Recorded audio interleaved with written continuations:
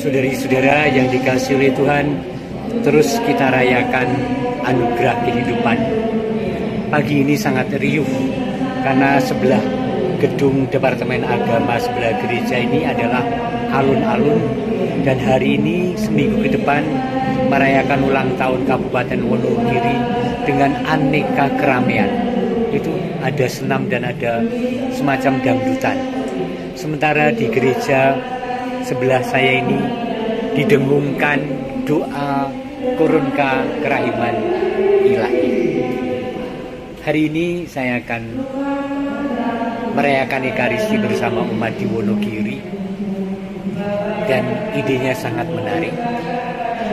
Jangan pernah lelah untuk mengasihi, untuk melayani, untuk mengampuni, untuk melas asih, untuk melakukan kebaikan-kebaikan, kalaupun seringkali kebaikan kita dipelintir oleh kepentingan tertentu dari pihak manapun. Jangan pernah lelah dan menyerah. Yuk kita siap ke gereja untuk merayakan Ekaristi.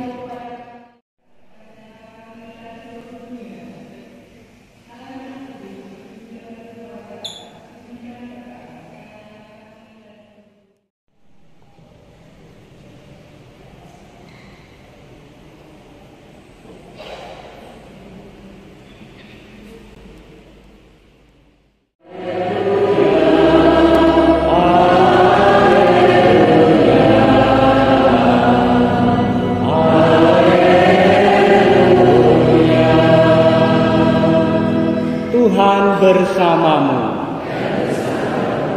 Inilah Injil Yesus Kristus menurut Santo Yohanes. Pada suatu ketika, Yesus bersabda kepada murid-muridnya, "Janganlah gelisah hatimu, percayalah kepada Allah, percayalah juga kepadaku. Di rumah Bapa-Ku banyak tempat tinggal. Jika tidak demikian, tentu Aku mengatakannya kepadamu. Sebab Aku pergi ke situ untuk menyediakan tempat bagimu. Dan apabila Aku telah pergi ke situ dan telah menyediakan tempat bagimu, Aku akan datang kembali dan membawa kamu ke tempatku, supaya di tempat di mana Aku berada, kamu pun berada. Dan kemana Aku pergi, kamu tahu jalan ke situ." Kata Thomas kepadanya, "Tuhan, kami tidak tahu kemana Engkau pergi. Jadi bagaimana kami tahu jalan ke situ?" Kata Yesus kepadanya, "Akulah jalan, kebenaran, dan hidup. Tidak ada seorang pun yang datang kepada Bapa kalau tidak melalui Aku.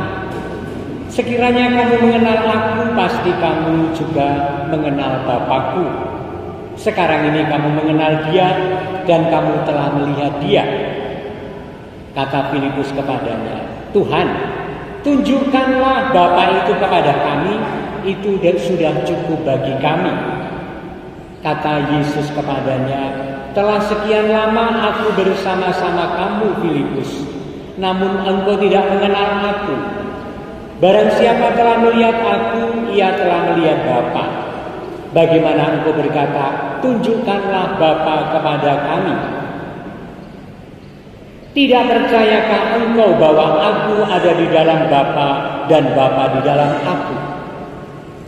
Apa yang Aku katakan kepadamu, tidak Aku katakan dari diriku sendiri, tetapi Bapa yang diam di dalam Aku, Dialah yang melakukan pekerjaannya.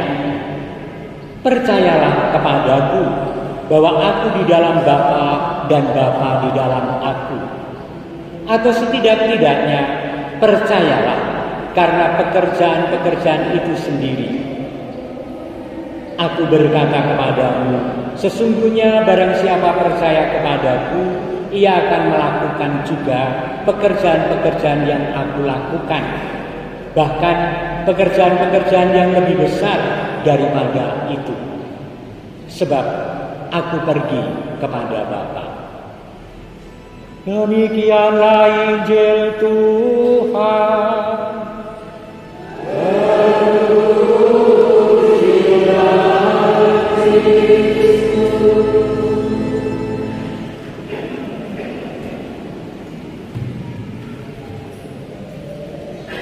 Saudari-saudara yang dikasihi Tuhan, kebaikan itu hakikat hidup orang percaya pada Tuhan Yesus. Amin. Maka kadang-kadang kita bingung ketika kita mempraktekkan kebaikan karena didorong oleh iman kepercayaan kepada Allah. Pihak lain mengatakan itu cara kristenisasi. Kita bingung karena apa? Ya karena perintah Allah, karena hakikat mengikuti jalan Tuhan itu berbuat baik, menjadi jalan keselamatan, menjadi berkat bagi sesama, bukan sarana supaya orang menjadi Kristen atau Katolik atau pendiri jalan. Bukan itu. Saya punya pengalaman. Kami tim relawan berbagi peduli kasih yang sudah 17 tahun bekerja di kemanusiaan sampai hari ini. Setiap kali di antara karya kami adalah pelayanan kesehatan di tengah masyarakat. Suatu saat pasti juga Anda pernah mendengar kelompok kami ini mengabdi di suatu desa dan kepala desanya atau kepala dusunnya bukan Katolik dan yang melayani juga sangat plural. Kami mengadakan pelayanan kesehatan dan pengobatan. Masyarakat sudah mendaftar, sudah antri dan tidak apa-apa. Tiba-tiba ada sekelompok orang yang membubarkan atas alasan kristenisasi. Kami bingung, kristenisasi yang mana ya? Bahkan cara kelompok kami, saya ketuanya, kalau melakukan itu tidak ada seremoni, tidak ada MMT yang dipasang bahwa kelompoknya Romo Agus atau BPK mengadakan karya bakti kesehatan. Enggak. Juga enggak ada pidato-pidato yang mendahului atau mengakhiri. Enggak. Semua diserahkan ke puskesmas atau ke tim pelayanan desa itu, dan kita datang dengan dokter, dengan apoteker, dengan perawat, dengan obat, kemudian langsung duduk dan mengerjakan. Selesai sampun rampung, boten wonten ingkang antri, boten pun rampung kula pamit matur nuwun, bablas. Tetapi itu pun disangka, mungkin orang tidak paham, disangka kristenisasi. Tentu saja ini bukan perkara besar, tetapi ada juga yang masih punya cara pandang bahwa hidup beriman, hidup beragama itu perintahnya adalah berbuat baik. Dan kalau berbuat baik itu pertama-tama berbuat baik kepada orang lain, kepada sesama, bukan berbuat baik untuk diri sendiri atau berhenti pada berbuat baik di gereja dalam ibadah, dalam pelayanan-pelayanan internal. Bukan. Kitab suci hari ini yang kita baca sebagai bacaan pertama menceritakan itu. Lihatlah kitab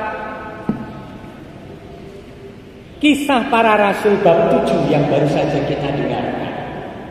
Pada masa itu ketika jumlah murid makin bertambah, orang-orang Yahudi yang berbahasa Yunani bersujud-sujud terhadap orang-orang Ibrani karena pembagian kepada janda-janda mereka diabaikan dalam pelayanan sehari-hari.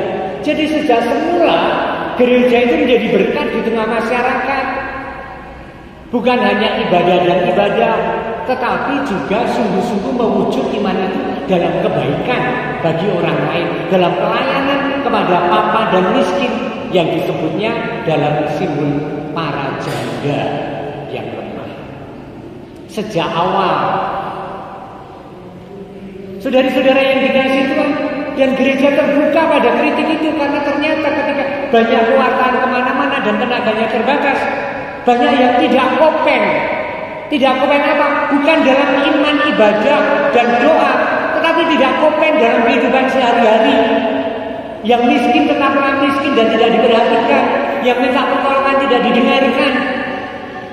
Maka para rasul langsung tanggap.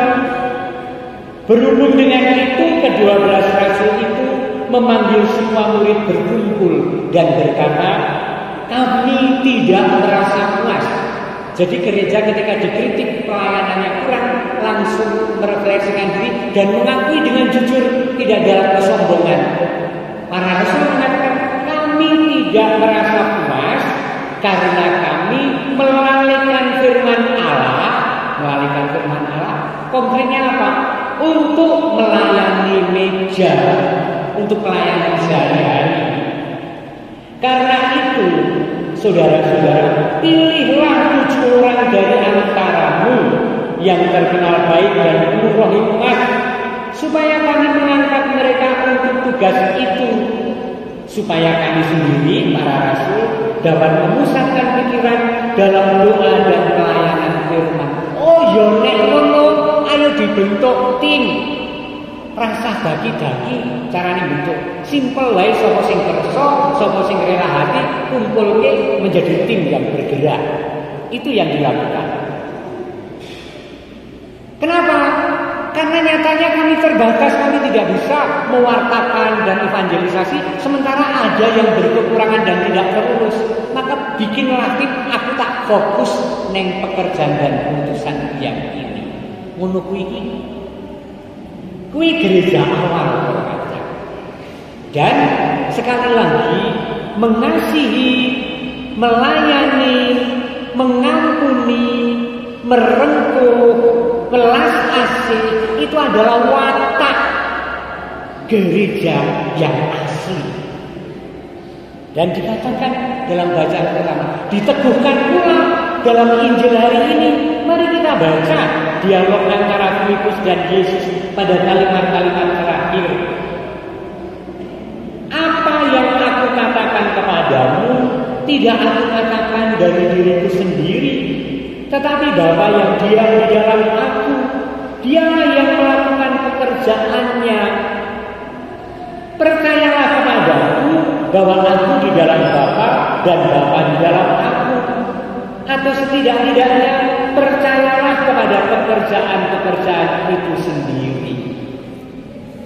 Menjadi nyata kalau kita katakan bahwa hakikat, karakter, watak gereja dan pribadi-pribadi anggota gereja itu adalah watak yang baik seperti itu karena kita diisi oleh Roh Allah, iman kepada Allah Bapa dalam diri Tuhan Yesus yang melalui mukjizat, melalui sabda dan perintahnya, melalui pengorbanan dirinya memang memberikan hidupnya untuk keselamatan kita. Watak itu menurun dan menjadi habit, menjadi kebiasaan dan sifat hakiki setiap pribadi Kristiani dan itu adalah Anda semua. Amin. Tepuk tangan untuk Tuhan. Jadi firman hari ini adalah firman yang meneguhkan, bukan firman yang sedang menegur, karena Anda telah melakukan itu semua. Keren. Maka pesannya satu saja.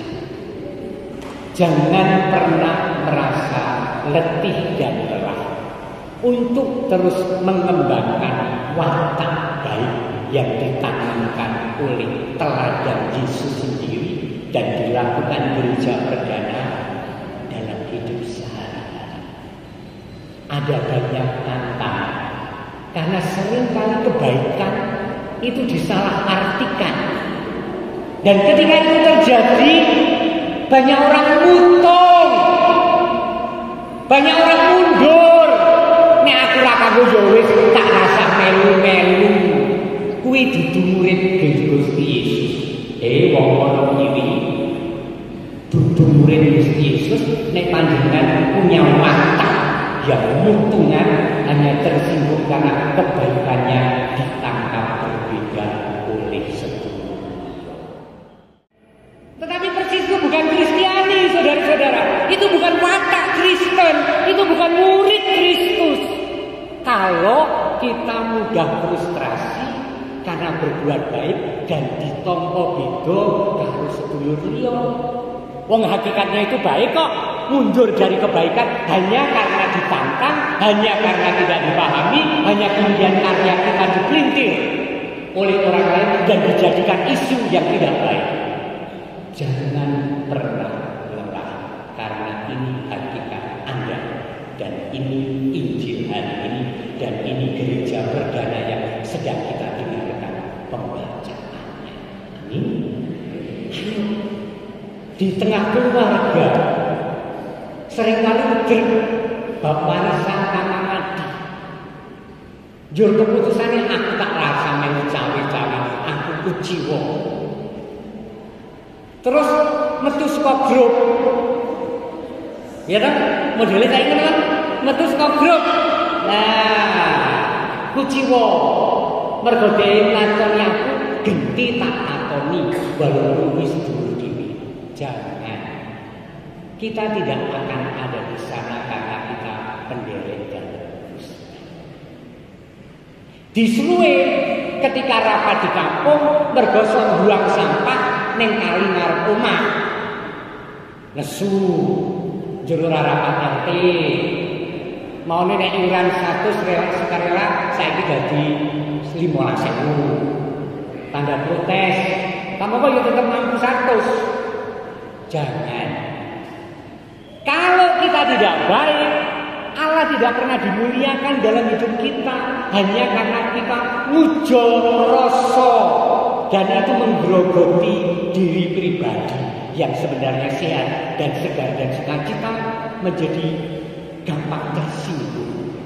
Jangan mau menjadi pribadi yang gampang tersinggung. Jangan mau, karena itu jauh dari nilai-nilai iman kita.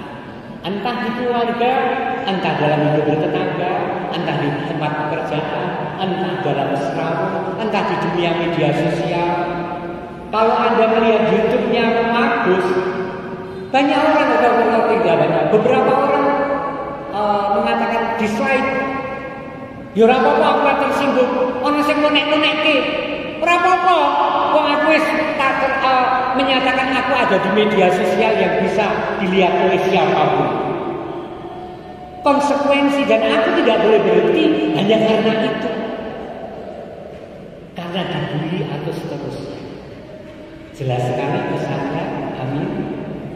Kita berdoa melayani lebih sungguh, mencintai lebih sungguh, belas kasih lebih sungguh, pengampunan lebih sungguh. Yuk kita duduk yang paling pantas dan enak untuk Tuhan. Lalu saya ingin mengajak Anda menyanyikan dalam suasana hening dan meditasi. Mengasihi lebih sungguh, mengasihi lebih sungguh. Tuhan lebih dulu mengasihi kepadaku, mengasihi lebih sungguh. Semuanya ini melayani,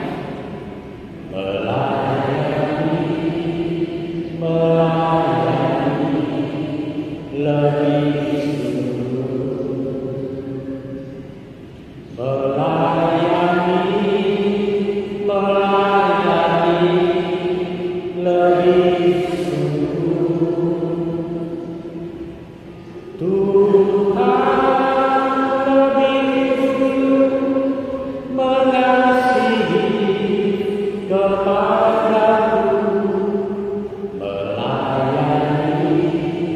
melayani